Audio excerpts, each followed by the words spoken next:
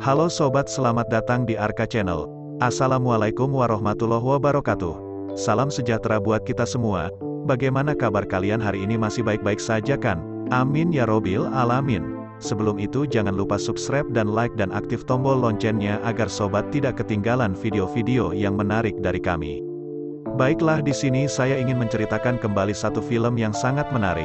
Mungkin ini adalah ide awal tetap emansipasi wanita. Film ini berjudul Finally Delivered from Damai ini sendiri berlatar tahun 1657. Di sebuah peternakan Rockside berlatar belakang Inggris di tahun 1657, dibuka dengan menampilkan adegan seorang wanita yang bernama Fanny sedang memberikan makanan ternaknya. Nah, di suatu pagi dari hubungan pernikahannya dengan Kapten John, mereka memiliki seorang anak lelaki yang diberi nama Arthur. Kapten John sendiri adalah mantan tentara yang setelah perang berakhir lalu memilih membeli tanah untuk dijadikannya sebuah peternakan. Suatu hari seperti biasa mereka bertiga ketemu wadah karena emang suaminya adalah seorang yang sangat taat beragama. Hai guys, tunggu, namun kemudian masuk sepasang anak muda ke rumah mereka yang tampaknya mereka ini adalah pelarian. Setelah pulang, Fanny dan suaminya heran karena melihat ada asap di rumah mereka padahal sebelumnya perapian sudah dimatikan. Saat mau berangkat ke Hai, tibanya mereka di rumah dengan berhati-hati. Kapten John akhirnya memeriksa rumah mereka namun tidak menemukan apa-apa. Namun saat memeriksa rumah itu, di sana mereka temukan sepasang anak muda yang secara sembunyi-sembunyi. Setelah masuk rumah mereka lalu bersembunyi dari kejaran perampok. Tidaknya itulah alasan mereka berdua hingga bisa tiba di tempat tersebut untuk oleh Pak John. Anak muda ini kemudian diajak rumah dan saling bertukar cerita. Hai, sedangkan istrinya kemudian diobati luka-lukanya oleh Bu Fanny. Mereka berdua akhirnya diterima baik untuk tinggal di tempat tersebut. Halo, Pak John kemudian menawarkan ke situ anak muda untuk diantar ke semacam pihak yang bertugas untuk menangani masalah keamanan. Namun permohonan itu ditolak oleh si pemuda dengan alasan akan percuma jika pihak tersebut tidak bisa mengembalikan semua properti mereka yang sudah dijarah oleh perampok. Di sini kemudian berpindah ke si pemuda dan istrinya yang terlihat sedang bermain-main dengan anak Kapten John. Mereka bermain lempar-lemparan menggunakan sejenis bahan makanan. Melihat hal tersebut, Kapten John sangat tidak menyukainya karena dia menganggap itu sama saja dengan membuang makanan yang sudah diberikan oleh Tuhan. Pak John ini adalah seorang pribadi yang sangat keras. Karena tindakan tersebut istri dan anaknya langsung saja dihukum cambuk. Seketika itu juga si anak muda coba menahan, namun sia-sia, itu bukan pertama kali yang dia lakukan. Pak John tidak segan-segan menghukum istrinya jika melakukan kesalahan walaupun itu kesalahan kecil. Hai, di mana saat makan malam saat Pak John sedang akan memimpin doa sebelum bersantap malam, tiba-tiba masuk si pemuda dan istrinya. Mereka kemudian meminta maaf atas kesalahan siang tadi. Pak John pun akhirnya memaafkan kesalahan mereka berdua. Tibalah keesokan harinya saat pemuda bersedia diantar ke pejabat setempat, tiba-tiba dari kejauhan mereka melihat ada 3 orang yang datang mendekati peternakan tersebut. Si pemuda dan istrinya tampak sangat ketakutan. Tanpa menunggu waktu lama-lama mereka lalu menyandra anak Pak John dan istrinya sambil meminta agar Pak Johnny mau mengamankan keberadaan mereka di rumah tersebut. Ternyata yang datang ini mengaku sebagai murid baru Pak John, sebenarnya tidak mengenali yang 2 orang itu. Namun dia kenal dengan seorang di antaranya yang adalah salah satu pemangku kebijakan wilayah tersebut. Mereka pun kembali pergi setelah Pak John bilang kalau tidak pernah melihat 2 orang yang mereka cari, walaupun mereka sempat bilang kalau yang mereka cari ini adalah orang-orang muda yang sebelumnya telah terlibat pesta maksiat di sebuah bar Hai. Yang lain sudah diamankan, sedang 2 orang ini berhasil melarikan diri. Namun bagi Pak John saat itu keselamatan anak dan istrinya jauh lebih penting. Dia pun kembali ke dalam rumah. Setibanya di dalam rumah, si pria malah meminta si wanita mengikat Pak John. Ternyata si wanita ini bukanlah istrinya, mereka hanya terlibat cinta satu malam. Buset dah, udah kayak gini lagu dangdut ya Hai. Namun keburu ketahuan oleh petugas keamanan kerajaan. Setelah Pak John diikat, si pemuda mulai melakukan propaganda sesatnya, diantaranya menganggap akhirat itu tidaklah ada. Jadi kalau semasa hidup di dunia sebaiknya mereka melakukan kesenangan duniawi dalam tanda kutip sebanyak-banyaknya dan lain-lain dan lain-lain dan lain-lain. Hai, malamnya si pemuda kembali melakukan propaganda sangat sesat, memanfaatkan si wanita muda dicoba menggoyahkan iman Pak John. Bahkan move ini pun sempat kemakan propagandanya, namun tidak dengan Pak John.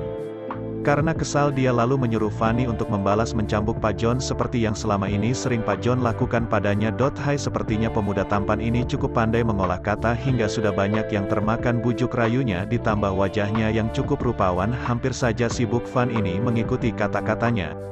Namun kemudian tersadar kalau itu tidak seharusnya dilakukan pada pria yang sudah sah menjadi suaminya. Kekerasan tidak seharusnya dibalas dengan kekerasan tuh. Dengerin Hai, keesokan harinya Pak John berhasil melepaskan diri dan lalu balik menyandera si wanita muda tersebut. Tanpa banyak bicara si wanita langsung saja ditikamnya dari belakang, untungnya tidak sampai meninggal dunia. Selain itu dia juga berhasil menangkap si pemuda tampan dan kemudian coba dibawa ke pejabat keamanan setempat untuk mempertanggungjawabkan semua tindakannya. Namun di tengah jalan mereka malah menjumpai anggota keamanan yang sebelumnya mendatangi peternakan sedang dikurung di dalam kerangkeng besi. Yang tergantung kedua matanya pun sudah dicongkel. Menyadari bahaya mereka langsung saja kembali ke peternakan, tapi sayangnya terlambat karena dua orang yang sempat mengaku sebagai serif sudah duluan tiba di sana dan menyandera istri Pak John dan si wanita muda itu. Di luar rumah Pak John menjumpai Arthur, anaknya sudah tidak bernyawa lagi. Dia kemudian memangku mayat Arthur. Dia terlihat sangat terpukul karena Arthur selama ini sangat disayang olehnya. Iyalah, namanya juga anak sendiri.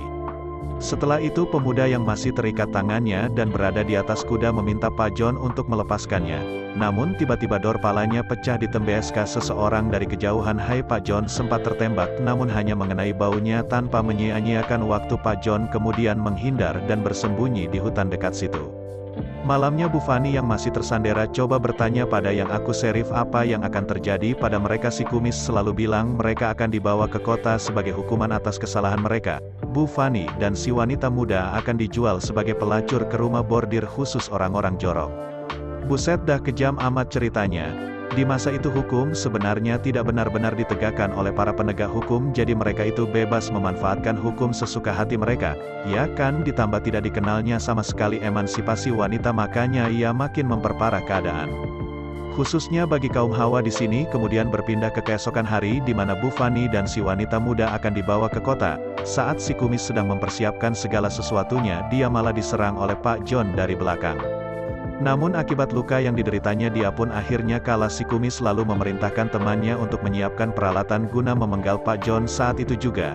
Namun di saat dia mau memenggal, tiba-tiba Ibu Fanny langsung saja menyerangnya dengan sebilah pisau yang sebelumnya sudah dia siapkan. Si kumis tewas saat itu juga. Rekannya lalu menyerang Bu Fanny. Namun saat dia sedang berada di posisi unggul, kepalanya malah dipentung oleh si wanita muda. Dia pun sekarat. Bu Fanny lalu mendekatinya, lalu tanpa banyak berpikir lagi Bu Fanny langsung menggorok lehernya menggunakan pisau. Mungkin karena masih dendam atas kematian anaknya. Saat itu hari sudah agak siangan. Terlihat Bu Fanny dan si wanita muda mempersiapkan keberangkatan mereka ke tempat lain. Namun Pak John coba-coba untuk menahan mereka. Dan namun baginya kematian anaknya satu-satunya merupakan alat kuat agar dia bisa segera meninggalkan tempat tersebut. Ternyata Bu Fanny dan si wanita dalam perjalanannya sempat singgah di beberapa tempat.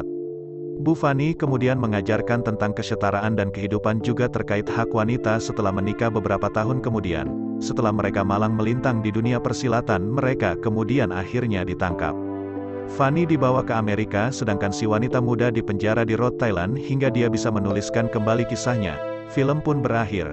Sekedar info tambahan, kisah Bu Fanny dan si wanita muda yang saat melakukan perjalanan itu merupakan cikal bakal atau awal mula dari semacam organisasi yang bernama Society of Friends atau yang lebih dikenal dengan sebutan Quakers.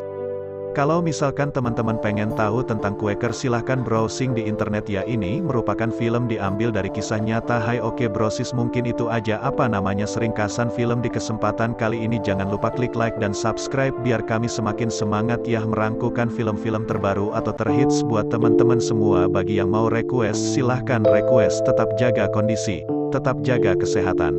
Assalamualaikum warahmatullahi wabarakatuh. See you next time NBA.